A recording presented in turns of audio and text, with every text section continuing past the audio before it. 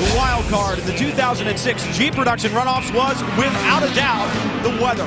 With nearly a dry start, the number 9 at Woody Deathridge took the lead and held on for 6 laps as the rest of the Jeep Production field got themselves sorted out through turns 1 and 2. But as the skies opened up, the rains came down. Chuck Mathis in the number 54 made the inside move in turn 11 and took the lead. The battle for third was no cakewalk either. The number 29, Ken McQuillan, having his problems. Chris Albin taking advantage of front-wheel drive. He took the position. When the checkers flew, Mathis had the win and a very well-earned national championship.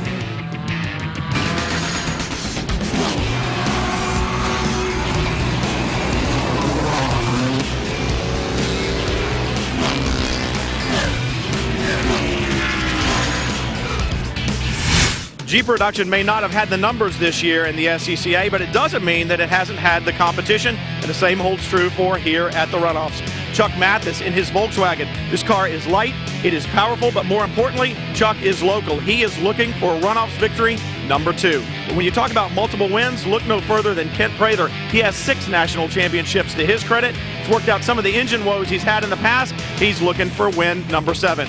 Ken McQuillan in his Datsun 510 leads the Datsun Brigade. He's been very fast as of late. He's been winning, and he thinks that the changes made to this Heartland Park circuit could benefit that Datsun. That's a look at some of the Jeep Production competitors. For more, let's check in with Dorsey Schrader.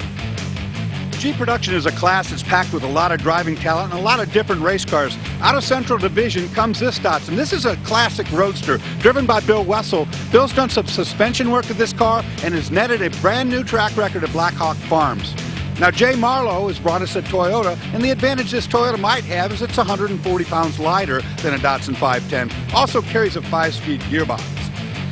Woody Deathridge is taking time off from his full-time job as a mechanic on the Speed Source Mazda Grand Am team to come here and run the Runoffs. Now, he's had some difficulty with the transmission in this Suzuki. He's got that fixed. Could be a dark horse. 6 guys looking for 3 spots on the podium. Who will go home disappointed? Welcome to the SCCA National Championship Runoffs presented by AT&T. The National Championships are in their 44th year, and every year the competition seems to become more intense. Today's battle for the Jeep Production crown mirrors the battles that have been waged for over 4 decades on 5 different world-class racing venues. This year, the Runoffs return for the 2nd time to Heartland Park, Topeka. And while many of last year's competitors have returned, the track that awaits them has some surprises in store. Hello, everyone. I'm Brian Till, along with Dorsey Schrader. We will take you through today's contest.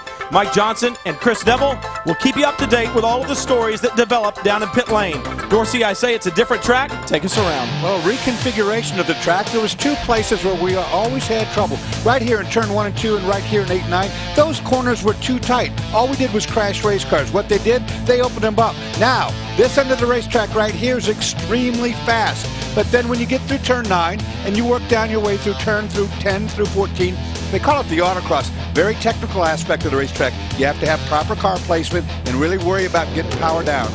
And these Jeep Production cars, another production class, but it was only in 2001 that we started to see roofs. We had, in the beginning of this class, were just midgets and sprites and Spitfires and so forth. There weren't enough of them to go around. Now they've opened up the Datsuns and all sorts of other cars, you know, Volkswagens, front-wheel drive and rear-wheel drive. We're going to see that play out today. We have a very wet racetrack right now. It's drying, and one end versus the other is going to favor the front wheel versus the rear. And what that means is a lot of great competition on the racetrack. For some of the stories, let's head straight down to Mike Johnson.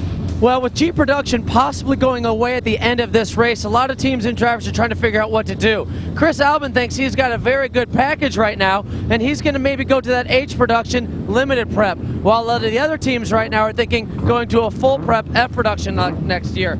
Now, this car did finish 3rd in a very similar condition to this last year, where everybody started on slicks, the skies opened up, started to rain, he pulled right through the field, had a 3rd place finish. He's hoping to end his Jeep Production career up on top this year. Chris?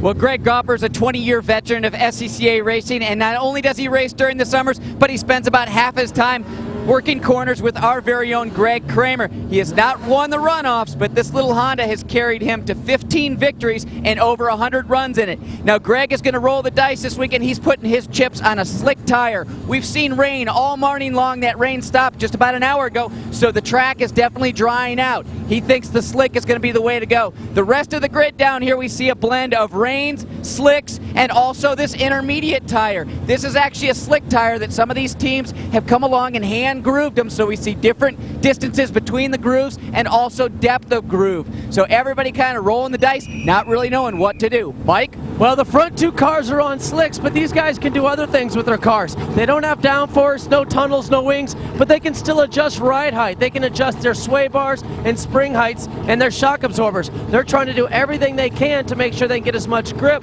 depending if they've gone to a wet setup, dry setup. Right before the race, right before these guys are going to roll out, one of the corner workers came by and showed them a sign said heavy water in turns 2, 8, and 14. So even if they've got a full dry setup, they could hit one of the big puddles in one of those corners and be in a lot of trouble. Maybe those hand grooves or those cut tires will let them push right through those puddles and get them up front. Well, Brian, all those tires that they're looking at, nobody described a mud tire. And I think that's what they're going to need is a mud tire. Well, it's important because a lot of other races have taken place today in these conditions. A lot of mud brought back on the racetrack. Hey, these guys raced in difficult conditions last year. They'll do it again in 2007. The Jeep Production National Crown.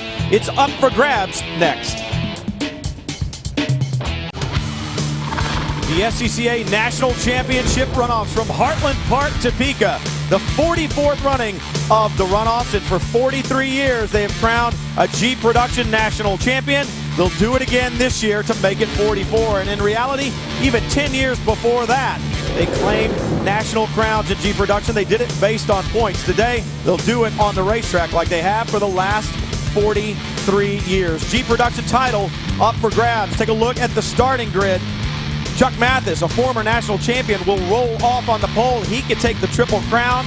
Kent Prather, 6 national champions in Jeep Production, to his credit. So a lot of talent up front. In reality, the top 5 only 3/4 of a second apart in qualifying. Woody Deathridge had his problems last year. He'll qualify 12th.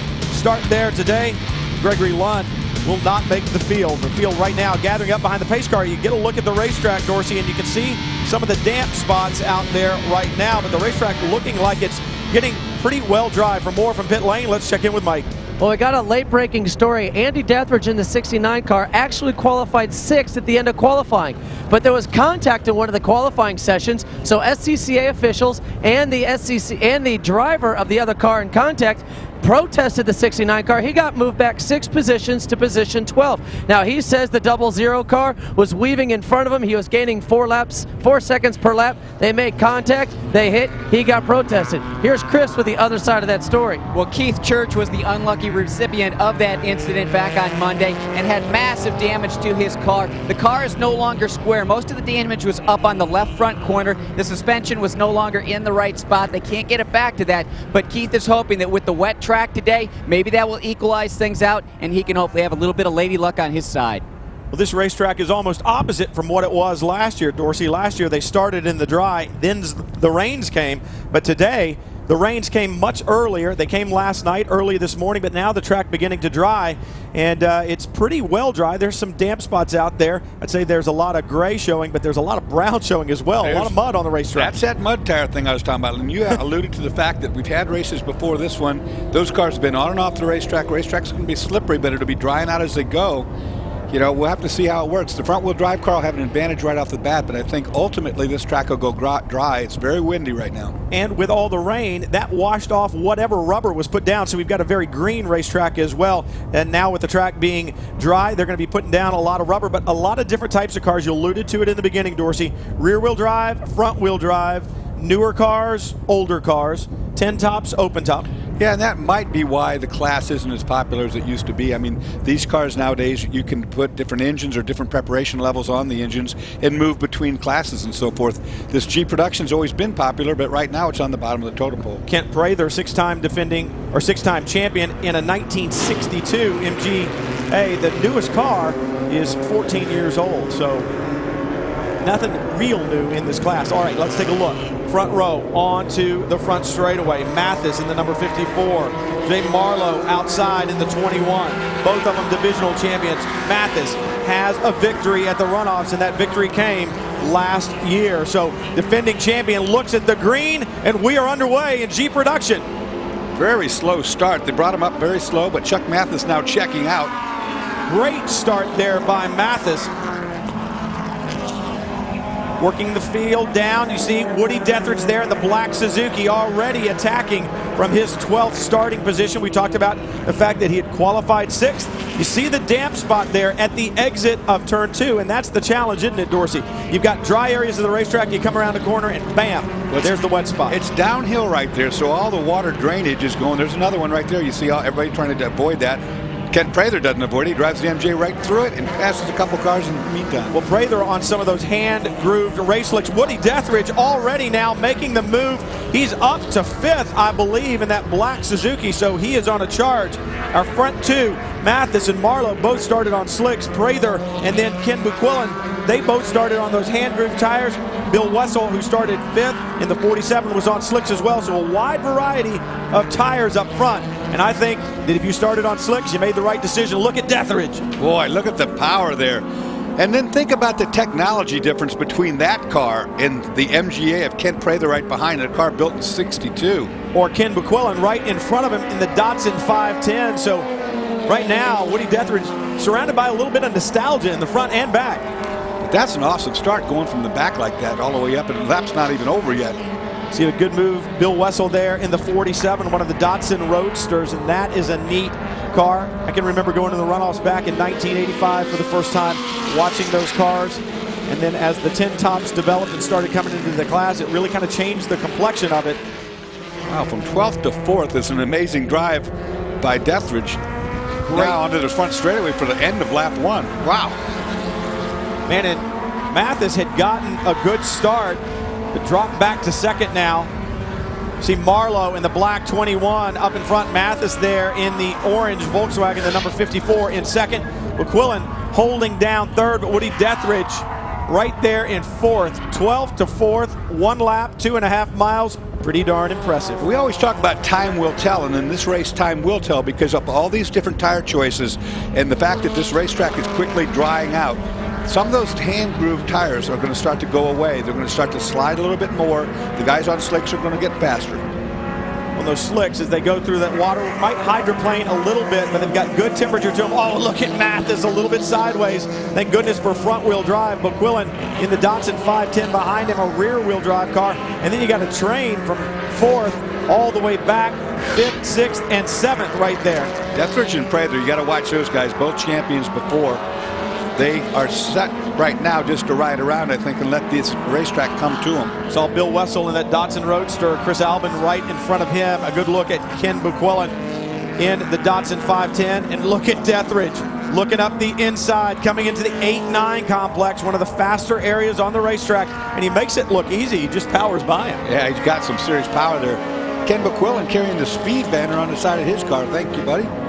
And I tell you right now, front-wheel drive may very well be the way to go. You've got very changing track conditions. Dry in some areas, inconsistent we should call it. Dry in some areas, damp in others, mud in others. And the consistency of front-wheel drive may be standing good stead for Woody Dethridge right now.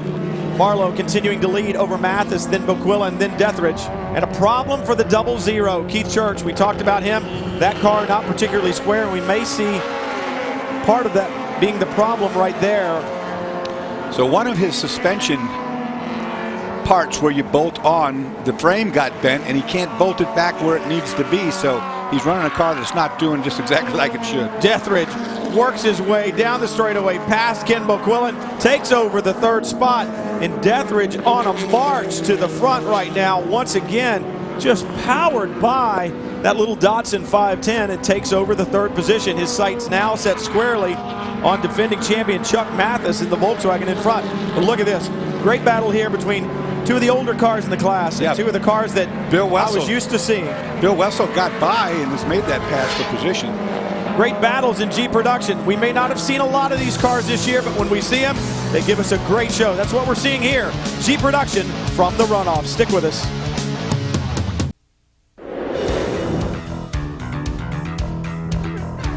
Last year we introduced you to this crazy family as they were celebrating the Himes-LaFawn wedding. We've got mothers, fathers, maid of honors, best men, all here celebrating a wedding they did last year. And what did they do? They dragged in the new man of the family, Chris Himes. Chris, they brought you in, now you're racing cars. How's it been so far? It's been really good. We've been, all the family being in here. We get it's a real nice family atmosphere, and we have a lot of fun. So this thing is really your fault. You're the one that dragged him in with this group of people over here. Yeah, what can I say? He used to ride horses. I showed him what real horsepower was. Well, it seems like he's doing a great job, and best of luck to you guys this weekend. Chris Himes running 7th right now. So, I call those people enablers. They bring you in, they get you hooked, and then you're not going to go anywhere, because once you start racing in the SCCA, it's really hard to leave. This club racing is really what it's all about. Kind of what gets this SCCA thing to stay alive all these years is the family atmosphere thereof. Jay Marlowe having things his way right now, and his little Toyota Corolla behind him, the Volkswagen of Chuck Mathis, then the Suzuki. But look at this battle here. Boquillin now falling victim to the 47 of Bill Wessel and the 26 of Kent Prather. Boquillin now beginning to drop back a little bit. Wessel and Prather working their way by, and Wessel has gotten past Prather. Prather, a 6-time champion in class, and it goes all the way back to his first win in class in 1986. And again, I'm watching these cars and what lines are taking around the racetrack due to what choice of tires they decided to put on. It's pretty dry right now, Brian. I would say 99% of this racetrack is a dry track, except for that big puddle in turn 2, which you're going through pretty straight. A dry setup would be what I would favor. Yeah, and Wessel has a dry setup. The car right behind him, Kent Prather, has those groove tires. So does Ken Boquillin. And you made an interesting point earlier, Dorsey. If you just take a grooving iron to these tires, you may be in trouble. Well, I mean, a lot of guys right there at the last minute took a grooving iron, cut big chunks of rubber out of the tire to make tread sipes, but did they, there's our feature guys over there, did they rebalance the tire after they cut the rubber off? Well, a lot of guys forget about that. I see water underneath that car. It's not a good sign. Yeah, Chris Himes. Or is that oil? It'll be interesting to see what his family members have to say about this. Go back to the in-laws and tell them that you have had a problem. Definitely fluid underneath the front end of Christopher Himes. It was still little coming Honda out, Civic. too. Yep. Could have had a piston rod or something. But you made a good point, Dorsey. You start taking rubber off and you don't do it equally around the tire. All of a sudden, you got a tire that's out of balance, and you're going to run this thing at well over 100 miles an hour. Yeah, absolutely. And did you cut it symmetrically, one tread to the next? Probably not. You probably just whacked away at it and made a mess. Yeah, probably hard to do when you're doing it by hand. Look at this. Woody Deathridge continuing to hold down the 3rd spot, but right now Wessel beginning to close a little bit. I'm not exactly sure what tires Woody Deathridge is on. He's on hand grooved, I see. So maybe his tire's beginning to go away a little bit. For more on Woody Deathridge, let's check in with Mike. Larry Funk, now Woody Deathridge dragged you down here from Cleveland. Have you been to a lot of races before? Yeah, I normally race myself, but just wasn't in it this year, so I was down here and Woody needed some help, so here I am. So right before the race, you guys get together and start grooving up those tires, or what kind of tires are you on right now? Yeah, well, Woody decided to go with a softer compound Hoosier and hand grooved him himself because we weren't sure what the weather was going to bring. All right, well, guys, this track is starting to get pretty dry down here, and those really soft compounds could start to deteriorate. That's a very good point. He chooses a softer compound. In the beginning, it might have been okay, but Dorsey, he's really fast now. Is he going to be really fast 21 minutes from now? Well, that's exactly the question, because it is drying out, and those soft tires are going to start getting hot. How good a job did they do hand grooving them? I ruined a set like that one time. That's how I know this happens. Chuck Mathis, Jay Marlowe, they're on slicks. They may have made the best decision as Marlowe continues to lead, and Mathis looking for 2 G Production National Championships in a row. We'll find out how it all turns out when we come back.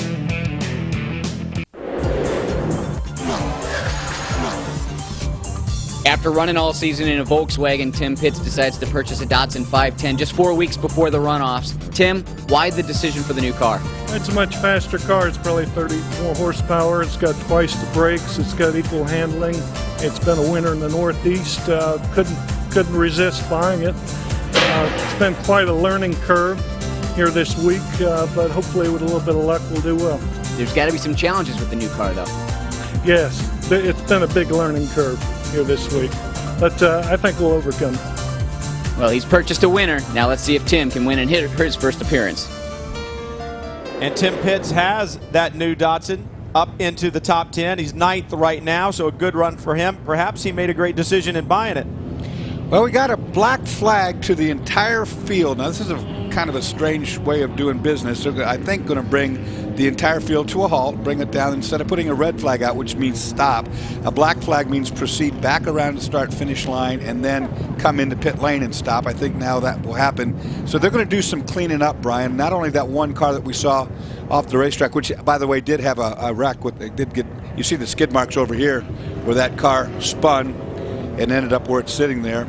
They're going to have to take a lot of room on the racetrack to get that car on the rollback. You see the rollback pulling up into position, and he'll take up a lot of racetrack as they try to get that number 7 of Christopher Himes loaded up and out of the way. Looks like Himes maybe got a little wide out of turn 2, got in the moisture, hooked the car back to the inside. And yeah, and the way that wreck looks to me, he probably bounced off the wall front and rear. You see he's lost his rear bumper. We see fluid from the front, which is more than likely radiator. So he probably just banged off the wall backwards and then spun around and hit it again with the nose. That just adds a little bit more insult to the whole thing. You blew see the rear window out. Yep. It's broke the rear glass. It's not bad enough that you tear up one end, then it's got to swap around and tear up the other end as well. A lot of fluid out in front. The oil that you talked about, that's going to get the radiator. Probably oil coolers up there as well. And you see the corner crews here going to work. These are all volunteers from all over the United States. Not only just the United States, they come from all over the place actually to work this event. They don't get paid a thing, and they stand out there in that rain this morning, and I wouldn't do it. I did used to do it, though. You talk about the guys who come to race. They couldn't do it without all of the corner workers who show up so that they can go race. So you'll see when these guys take the checkered flag at the end, there's a thumbs up by all of the drivers congratulating not only the champions, but the corner workers who are champions in their own right, giving all these guys the ability to go out and do battle on the racetrack. Well, as they take care of the damaged car of Christopher Himes, we'll take a quick break. We'll be back to more Jeep production from the SCCA Runoffs.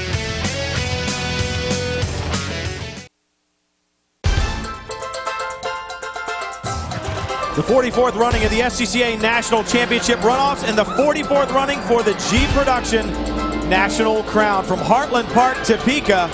And it has been a good one today. Damp conditions in the beginning, but that never dampens the spirit of the competitors in the SCCA National Championship Runoffs.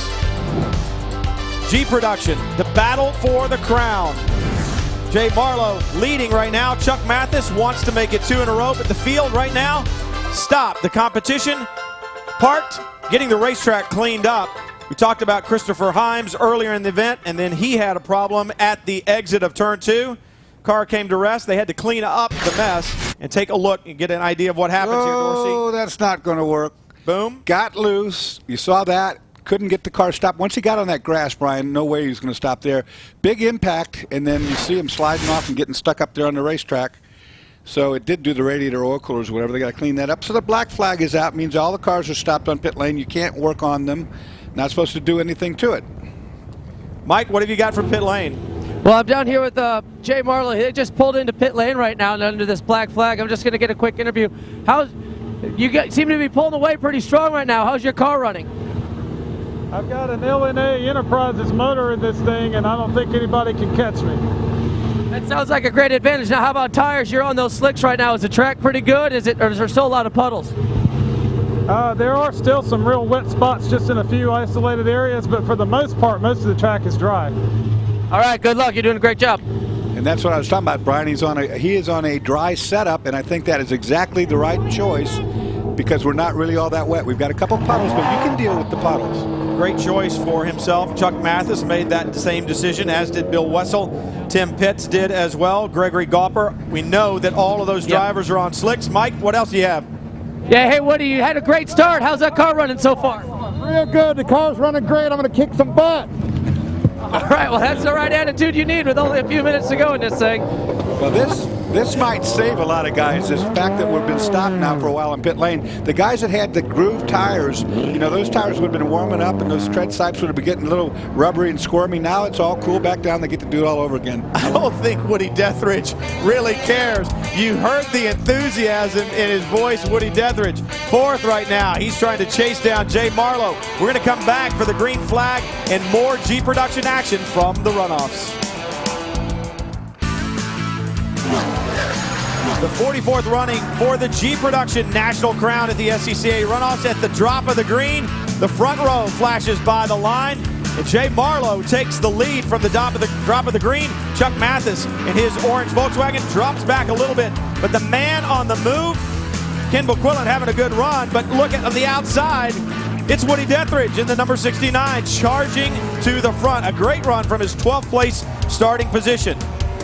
Mathis wanting to hold down the lead and claim another national championship. He flashes by, but look at this good battle. The 47, Bill Wessel, working his way up to fourth. He takes Kent Prather with him in the number 26. Ken Boquillan gets shuffled back 2 positions. Problems though. The number 7, Chris Himes, out of the exit of turn 2, hooks the car back to driver's left. Big impact with the wall. We've needed to stop the competition to get that mess cleaned up. They've gotten the 7 car on the wrecker out of the way. The field back underway behind the pace car, and we're about to get G Production back racing. And as you said earlier, Dorsey, this could be good news for the guys who have those hand-grooved tires right now. We know Jay Marlowe, Chuck Mathis, they're on slicks, but look at your 3rd place car, Woody Dethridge. He's on a softer compound and grooved. And you can see at the top of the screen, we just got over 10 minutes left in this race. So up until now, nothing makes much difference. You've got a race car left underneath you. You got a 10-minute sprint race to get it done, and it's for the national championship. Kent Prather as well in 5th on grooves, but Bill Wessel on slicks. So that perhaps is why Wessel has gotten the better of Kent Prather and moved into the 4th position. Nobody on more of a charge, though, than Woody Dethridge was. Jay Marlowe out in front right now in his Toyota. Remember, Mathis won this race, but he won it last year in the rain. And as I said earlier, the conditions really quite the opposite of what they were last year. We started damp, we're going to end dry. Last year it started dry, and it ended up in a deluge. So right now, the pace car to pit road, the Volkswagen pace car, the official pace car of the SCCA, heads to pit lane. Jay Marlowe heads to the green flag, and we will be racing again at Heartland Park. The 44th running of the SCCA National Championships, and the 44th time we will crown a G Production National Champion. And look at Wessel in the 47, all over the back of Dethridge. Mathis wants to come with him. Marlowe had the great start, though. He timed that one perfectly, opens up about 10 car lengths. Dethridge sleeping a little bit at the start, it seemed like, was able to move up a bit, but Marlowe with the great jump back a little bit further. Chris Albin in his Volkswagen moving past Boquillan. And you look there, Jay Marlowe, he was talking about his engine builder and how much horsepower he's got. He certainly looks to have enough of it, but it was a good start that got him in the position to be that far in front. Ken Boquillan started up in 4th, but he has dropped well back in the order, back to 7th on those hand tires. Look at Prather. Prather makes it through, and watch Andy Dethridge as well, because he is on the charge. You heard him say what he was going to kick.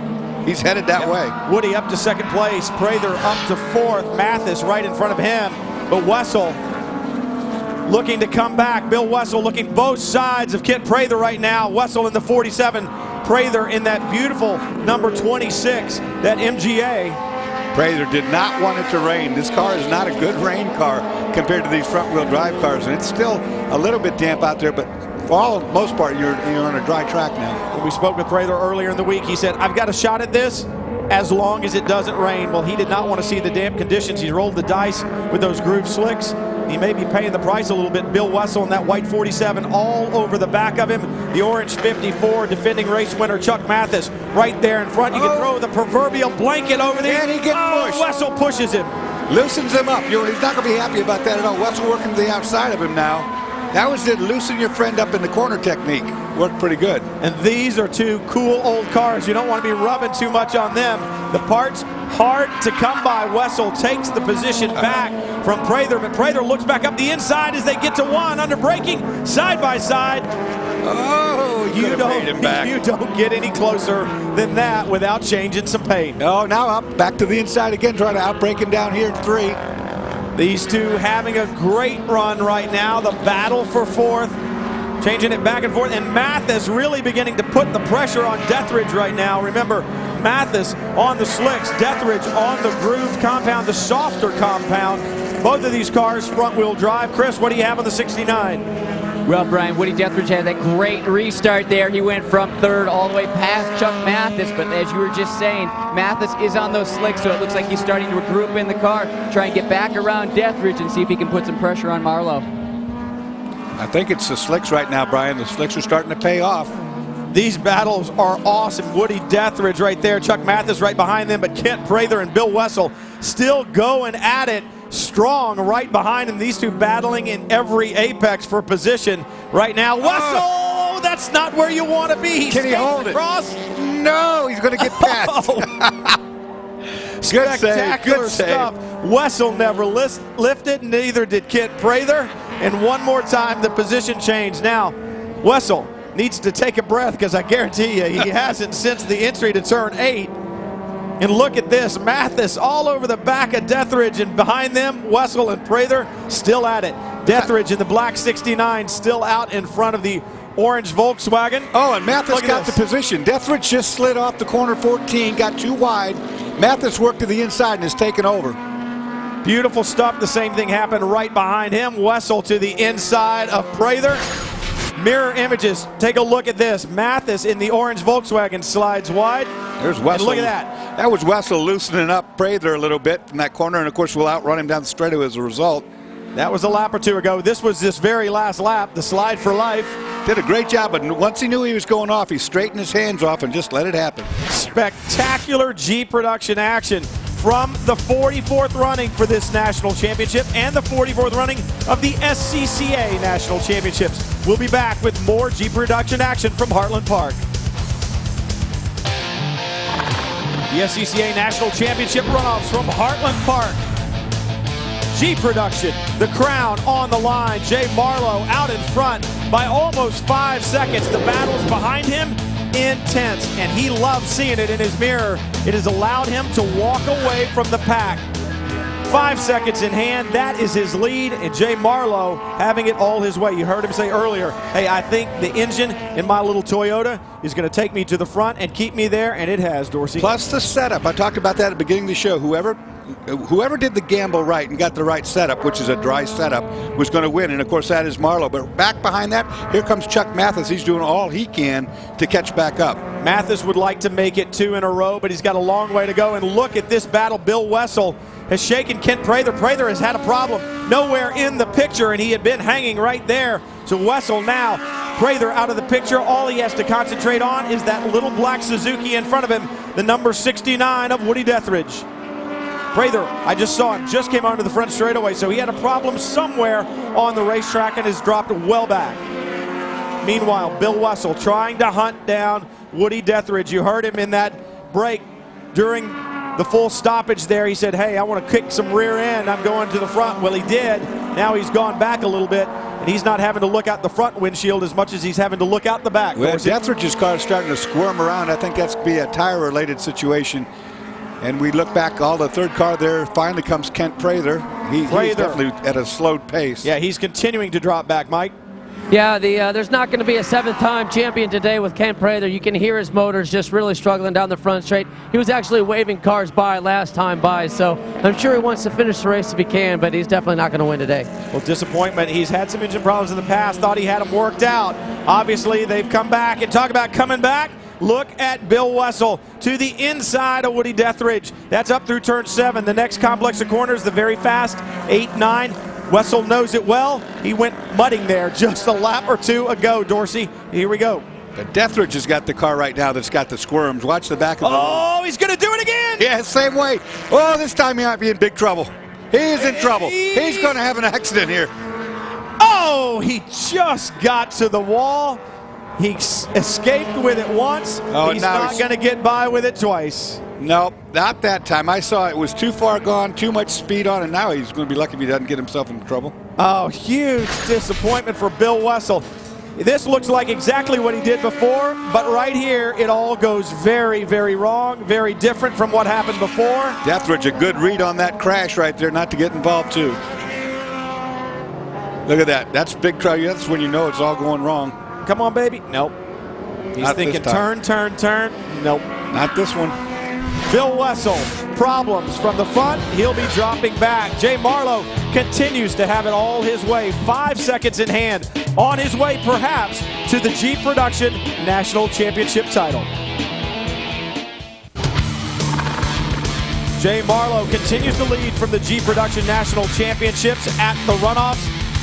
He finished first in his division in 2007 with 4 wins. He'd like to make it 5 wins on the season, that last one being the most important one. Take home the gold medal from the SCCA National Championship Runoffs. Right now, over 5 seconds in hand, well on his way to doing just that. Should be seeing the white flag, I believe, this time by Brian, so he's got a huge advantage. We'll just now try to be smooth. His pit crew will be telling him just calm down, run off this last lap, it's all yours. But you still have to finish this race. He's got a big lead. He still has 2.5 miles to go if he wants to claim the title. Anything can happen. A good battle here. That's Chris Albin in the little yellow Volkswagen, the number 3 there in front. Right behind him, that is the number 15, Gregory Gopper. Gopper trying to chase him down. This is the battle for 6th. Chris Albin's had a little help with his driver's door. Somebody's put the front of a car right through it just about. That Volkswagen a little narrower and not quite as square as it was when we took the green flag, so it's showing the signs of battle here in Jeep Production. And we talk about perhaps being the last year of Jeep Production. Well, in all the national classes that the SCCA runs, they do a count on cars throughout the country throughout the year, and Jeep Production had the lowest turnout this year. And so they're saying perhaps at the runoffs in 2008, when we bring 25 classes, you will not be one of them. You haven't had enough participants. That doesn't mean it's dead and gone forever. If they can get the field back up throughout the country next year, perhaps in 2009, we'll see Jeep Production back. Well, it's got everybody that's in the class. There's your one to go infuriated. You know, you've got a race car, you're not going to be able to race it in the championship. No way, you know. So Gopper to the inside, working his way past Albin, gets past him pretty cleanly, but Albin going to stay with him, make it difficult through 1 and 2. No, Gopper through. Boy, Albin's got front end damage. Look at the grill. He's got the side door smashed in. He's been in a war today. Well, he's saying, hey, if this is the last year, I'm going to get everything I can out of the car. That could be the other part of it. If I don't have anything to do with it, run it till the wheels fall off, and that's exactly what he's doing right now. Albin trying to get that position back from Greg Gopper. Gopper right now holding on to it in his Honda. Behind him, Albin in his Volkswagen trying to claw his way back up. And now we have a completely dried up racetrack, and it's I'm still, the grip level won't be there because all the rubber's washed away, but for the rest of the races of today, maybe we'll have with some good surface. The gamble would have been to go, as you said, Dorsey, with a completely dry setup. The track has come in, the line has dried, and that's what you wanted. But what you didn't want to do was get off track. Bill Wessel can testify to that. We saw him get by with it once. You're not going to get by with that twice. And right now, Jay Marlowe, looking in his rearview mirrors, doesn't see a soul. What he sees ahead easy now. Is the checkered flag onto the front straightaway. The gold medal awaits, as does the checkered flag. The crew celebrates, the flag waves, and Jay Marlowe will take the national championship, his first national championship. He won his division this year. He takes the national championship as well, and that is a spectacular 2007 season for Jay Marlowe. Go back to that battle that we saw before. Gopper in the 15 holds his position over Albin there. They'll come to the line that way and working his way back up. Wessel, Bill Wessel, trying to make amends for his off. Will he be able to get past Albin as they come to the line? A drag race down the front straightaway. They flash? No. At least it would have helped a little bit, but no. Of course, Wessel will finish 8th. Chuck Mathis ended up getting that 2nd place position. Andy Deathridge held on for 3rd. As you see, Kent Prather's MGA one more time across the line. Beautiful car, Kent Prather driving. The 21, Jay Marlowe celebrating. Chris? Jay Marlowe's crew chief Ron Lyda down here high-fiving the crew. You guys said this was a Cinderella story. This is his first year of national competition, his first runoffs. You guys come away with the win. Yes, we did. I tell you what, Jay's an awesome driver. He stayed calm and he did what he needed to do with the LNE motors. And Goodyear, they was good to us. Man, it's just awesome. It's awesome. Now, you guys rolled the dice and went with the slicks today. Was that your decision or was that Jay's? Yeah, it was Jay's decision for sure. He's the one, he kind of makes the final decisions. He takes my input, and that's just the way it works. Was that a flip of the coin, or did you guys look at the weather? We watched the weather pretty close. Good job, guys.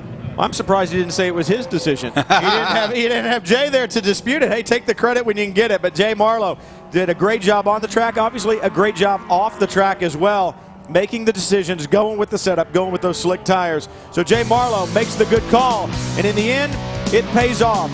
It pays off with precious metal. He takes the gold in the 44th running of the SCCA National Championship Runoffs. The 2007 SCCA National Championship Runoffs in Jeep production has been settled. Jay Marlowe takes the crown in his rookie season. Mike? Well, I'm trying to get in here. He's still getting his helmet and his glasses off. Jay, first year of SCCA racing, first year of the runoffs, and a win right off the bat. Congratulations. Not first year of SCCA racing, first year of national racing, first time to the runoffs, first time I've ever seen this track. But I had a great car. We made the right call on tires. It just worked out for us. Now, who made that selection on the slicks? Was that you, the team? I mean, that was obviously the way to go. It was pretty much the team. We've been watching the radar all morning long, just going crazy about it, and it looked like the rain was pretty much gone. I knew there would be some wet spots, but I just had to really be careful every time I hit those wet spots, and the other 75% of the track was dry. Now, during that black flag situation, were you worried that maybe, okay, on the restart, that's going to be his best shot to come after you, or did you just put your head down and go when you saw the green? I just put my head down and went. This man right here builds the engines, he builds the suspension, he built this car. He made it the best, and that's the reason I'm here. Sam Neve with L&A Enterprises. All right, congratulations. Some drivers try for years to claim the gold. I was going to say, he ruined it. He ruined it for himself. He's got to quit now. Jay Marlowe did it in his first trip to the runoffs. His rookie appearance, he takes the gold, and that will make many a person jealous down on pit lane. A tremendous job, and he is as cool and calm in an interview as he was in the car throughout the competition. Soft-spoken guy, but he did it all on the racetrack without a doubt. And a great call, Dorsey. Once again, dry was certainly the way to go. No doubt about it. We could see it from the first couple laps that racetrack only had a couple of wet spots. So good call for his team or him. Whoever made that call was the right one. Marlowe and Mathis both on those dry setups. Mathis, he can't be upset. 3 trips to the runoffs, 2 podiums, including a national championship last year. Andy Dethridge, what a great job for Woody. He all the way up to 3rd on those groove tires. We saw the problems for Chris Himes. We talked to him earlier. Unfortunately, his day had a very early ending, but a great G production battle. Looking forward to seeing these guys back. We may not see them in 2008, but it doesn't mean we won't see them again. Let's take the opportunity to get down to Chris and talk to second place. Well, our defending champion from last year, Chuck, you went out, you did the best you could, but Jay Marlowe just running away from you. Was there anything you could do? I was hoping if we stayed green the whole way, I might have had a chance to wear his tires down, but he handled really good on the straightaway. But he did it over well, a very good job. And I got to thank my sponsors, Gary from 24/7, Hoosier, Redline, my best friend Rob, who had to go to... Now I know you've done a lot. Got a lot of great sponsors, but you've also got a great history here at Heartland Park. Now, in the 90s, you won a lot of races here. You pretty surprised that a guy like Jay Marlowe can show up, his first runoffs, and win this thing? No, he's pretty good. You should see him out there driving. Well, obviously, he's still pretty happy with the podium finish. Well, as we said, you know, Mathis, a good history here. 3 appearances and 2 times on the podium, including a win. Well, they got all his crew in the car so they could take the victory lap, and then the car wouldn't start, and he didn't have anybody push it. So they had to get out and push get some help from friends. Get it fired up. We'll head back down to pit road, and Mike. Woody, you started the weekend on probation. You got pushed 6 positions back in qualifying, but the move of the race was that restart. How'd you get that jump? Well, the original start went really well. I got up on the left side of the course, and I went down the far left. I'm like, these guys are checking up on the brakes. I'm going by them all. So we stayed on the pavement, did a beautiful move. I had the inside in turn 2, made a couple more moves. The black flag, it may have helped me a little bit. I started with a softer compound than normal, and they started to go off at the end of the race. With you hand grooving those tires, does that make it that did they go away a little quicker now because of that? I think it may have created a little extra heat, you know, prematurely, but you know, I can't really complain. I rolled the dice, and to get on the podium from the 6th row, I'm pretty happy. All right, good job. Very impressive performance. On the results, it says Andy Dethridge. We know him as Woody, and he is quite a character, as you saw from the interview that we did with him. Jay Marlowe taking the victory lap, something that you always get to do when you win the runoffs. It's great to do it in a production car because you get to take your crew with you. Yeah, and the Speed Source Mazda team will be real proud of Woody too, because he's a full-time mechanic on that Pro Series car, and they'll be watching with interest. Well, he certainly knows how to wrench on him. He knows how to make him go. He knows how to drive him as well. And Jay Marlowe, you can't say enough for that young man. Once again, his first appearance at the runoff, a track he had never seen. And maybe that's good. He wasn't here last year. He didn't get used to those stop-and-go corners. Good point. New racetrack. He doesn't have to learn over now. Right now, he takes his crew around. They wave the checkered flag. Salute the corner workers for their help in getting him to his national championship. Once again, without the corner workers, we would not be here. Plenty of excitement in G production today. What a great run by Kent Prather and Bill Wessel. Unfortunately for Wessel, it ended early, as did it for Christopher Himes. But for Jay Marlowe, this will be a year that he will always remember. The SCCA National Championships in G production. It has been settled. Plenty more racing to come right here on Speed. For Dorsey Schrader, Mike Johnson, Chris Neville, I'm Brian Till. Make sure you catch all the runoffs action, and you won't find it anywhere except here, right here on Speed.